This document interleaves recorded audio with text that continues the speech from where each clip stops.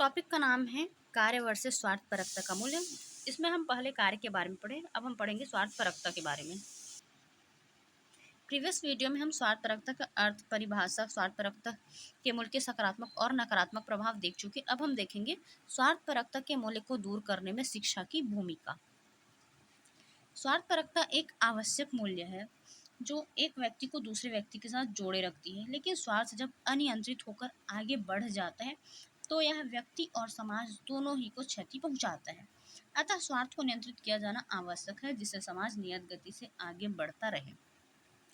स्वार्थपरकता के मूल्य को दूर करने में शिक्षा की भूमिका में पहला भूमिका है सादा जीवन उच्च विचार को महत्व।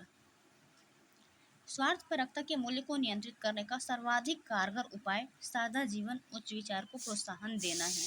व्यक्ति जितना अधिक सरल और सादा होगा, उसके मन में उतना कम स्वार्थ उत्पन्न होगा। नंबर 2 है उच्च आदर्शों की स्थापना। व्यक्ति में उच्च आदर्शों की स्थापना की जानी चाहिए, जिससे व्यक्ति स्वार्थ जैसे नकारात्मक मूल्य की ओर प्रवृत्त न हो सके। उच्च आदर्शों को प्राप्त करने के लिए व्यक्ति सबको साथ लेकर तथा सबके साथ मिलकर कार्य करने का प्रयास करते हैं, जिससे स्वार्थपरकता समाप्त हो जाती है। नंबर 3, त्याग को महत्व। स्वार्थ के स्थान पर त्याग के मूल्य को अधिक महत्व प्रदान किया जाना चाहिए। स्वार्थ स्वयं के हित के लिए कार्य करने हेतु प्रेरित करता है, जबकि त्याग परोपकार की भावना के साथ दूसरों के हित के लिए किए जाने वाला कार्य है। अतः त्याग को स्वार्थ के स्थान पर महत्व प्रदान किया जाना चाहिए। नंबर 4 है ईश्वर की आराधना।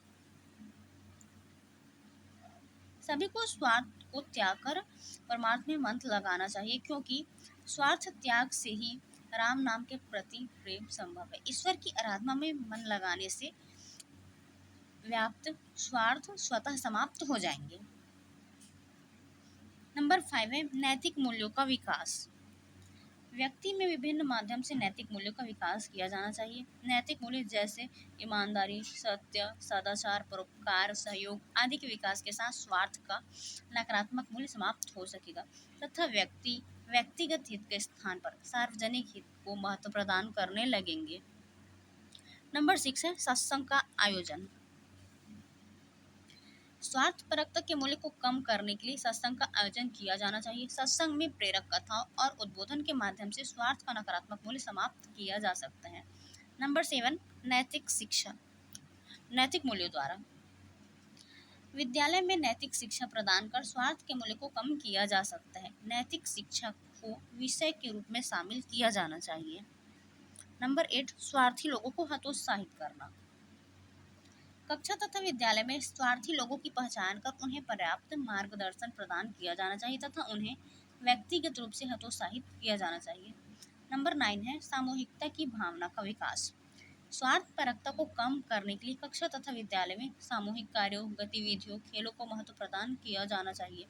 सामूहिक गतिविधियों के माध्यम से व्यक्ति को अन्य व्यक्तियों की आवश्यकता और महत्व का आभास होगा। इससे स्वार्थपरकता के गुणों में कमी होगी। नंबर 10 सामूहिक शिक्षण विधियों का प्रयोग। कक्षा शिक्षण के दौरान ऐसा शिक्षण विधियों का प्रयोग किया जाना चाहिए जिसमें बच्चों को समूह में रहकर शिक्षण करने का अवसर प्राप्त हो सके। सहभागी शिक्षण विधि, समस्या समाधान विधि, योजना विधि, मस्तिष्क विप्लव विधि आदि का प्रयोग किया जाना चाहिए, जिससे स्वार्थपरकता के मूल्य में कमी आ सके। सीमित मात्रा में स्वार्थ प्रत्येक व्यक्ति फिर प्राणी में होता ही है, लेकिन स्वार्थ की अधिकता समस्या उत्पन्न करती है। अतः शिक्षा के माध्यम से स्वार्थ में संतुलन स्थापित किया जाना आवश्यक है। स्वार्थ को सकारात्मक मूल्य के रूप में प्रयोग किए जाने की आवश्यकता है।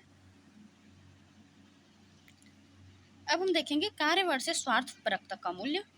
कार्य तथा स्वार्थपरकता का मूल्य पूर्णतः एक दूसरे के भिन्न है। दोनों के मध्य आपसी संबंध को देखने पर स्पष्ट होता है कि व्यक्ति स्वार्थ के स्थान पर अनेक कार्य करते हैं। स्वार्थ के आधार पर अनेक कार्य करते हैं। स्वार्थ व्यक्ति के कार्यों को दूषित कर देता है। स्वार्थ से किए जाने वाले कार्य व्यक्तिगत रूप से स्वयं को तो लाभ पहुंचाते हैं, लेकिन अन्य व्यक्तियों तथा समाज को हानि पहुंचाते हैं। नंबर 1 है सेवा भावना का अंतर। जब कार्य किया जाता है तो स्वार्थ का समावेश नहीं होना चाहिए। कार्य का महत्वपूर्ण गुण यह है कि कार्य को कार्य की तरह नहीं किया जाना चाहिए, बल्कि सेवा की तरह किया जाना चाहिए। कार्य करते समय हमारे मन में किसी प्रकार की अहम भाव नहीं होना चाहिए, जबकि स्वार्थ में स्व से ही सभी कार्य प्रारंभ होते हैं। नंबर 2 है पवित्रता का अंतर। कार्य को पवित्र माना गया है, अतः जैसे ही कार्य में स्वार्थ का समावेश होता है उसमें अपवित्रता आ जाती है, अतः कार्य को निस्वार्थ भाव से किया जाना चाहिए। नंबर 3 है नैतिकता का अंतर। कार्य के लिए निष्काम कर्म की बात की जाती है। कार्य से व्यक्ति और समाज दोनों का ही लाभ होना चाहिए, लेकिन स्वार्थी व्यक्ति केवल स्वयं का लाभ चाहते हैं। नंबर 4 कार्य तपस्या के रूप में। कर्मयोगी का कर्म एक प्रकार का जब या फिर तपस्या होती है, उसमें मन और चित्त शुद्ध होता है, जबकि स्वार्थ से मन और चित्त दूषित हो जाता है। व्यक्ति उचित और अनुचित का निर्णय लेने में असमर्थ हो जाते हैं। नंबर 5 है आदर्श स्थापना। कार्य का उद्देश्य समाज में आदर्श स्थापना होना चाहिए, जबकि स्वार्थ में व्यक्ति किसी प्रकार का आदर्श प्रस्तुत करने में सक्षम नहीं होता, बल्कि स्वार्थ के माध्यम से व्यक्ति समाज के समक्ष गलत आदर्श प्रस्तुत करते हैं। नंबर 6 है आनंद की प्राप्ति। व्यक्ति को कार्य करने में आनंद की प्राप्ति होती है, जबकि स्वार्थी व्यक्ति को कार्य करने में उतना आनंद प्राप्त नहीं होती। नंबर 7 है संतुष्टि का भाव। व्यक्ति कार्य में सदैव लीन रहते हैं, उसे कार्य में ही आनंद की अनुभूति होती है, कार्य करते हुए स्वयं तृप्त होते हैं, जबकि स्वार्थी व्यक्ति कभी संतुष्ट नहीं होते, उसके मन में हमेशा असंतुष्टि का भाव विद्यमान रहता है। नंबर 8 है प्रकृति में अंतर। कार्य को सकारात्मक प्रकृति का मूल्य माना जाता है, जबकि स्वार्थपरकता को नकारात्मक प्रकृति का माना जाता है, जिससे व्यक्ति और समाज दोनों ही को क्षति पहुंचती है। नंबर 9 है विकास का अंतर। कार्य के माध्यम से व्यक्ति तथा समाज दोनों ही का विकास होता है। कार्य व्यक्ति में विभिन्न प्रकार के कौशल का विकास करता है, जिससे देश और समाज का विकास होता है, जबकि स्वार्थ के माध्यम से व्यक्ति में अनैतिक मूल्यों का विकास होता है, जिससे देश और समाज दोनों का ही विकास अवरुद्ध होता है। नंबर 10 है कार्य की निरंतरता। कार्य में निरंतरता होती है, व्यक्ति के स्वभाव में कार्य करने की आदत होती है। कार्य करने वाले निरंतर कार्य करते रहते हैं, कार्य किए बिना उन्हें संतुष्टि प्राप्त नहीं होती है, जबकि स्वार्थी व्यक्ति तभी कार्य प्रारंभ करते हैं जब उस कार्य से उसे किसी प्रकार का लाभ प्राप्त हो रहा। बिना स्वार्थ के स्वार्थी व्यक्ति किसी प्रकार का कार्य नहीं करते। नंबर 11 विशिष्टता का भाव। सामान्य व्यक्ति कार्य करते समय अपने को विशिष्ट व्यक्ति नहीं मानते, वह सामान्य व्यक्तियों की तरह कार्य करते, जबकि स्वार्थी व्यक्ति कार्य करते हैं तो उनमें अहम का भाव विद्यमान होता है, वह अपने आप को विशिष्ट समझने लगते हैं। नंबर 12 है आर्थिक आधार। कार्य में पवित्रता होती है, कार्य को उपासना माना गया है, कार्य करने वाले को स्वतः धन की प्राप्ति होती है, जिससे व्यक्ति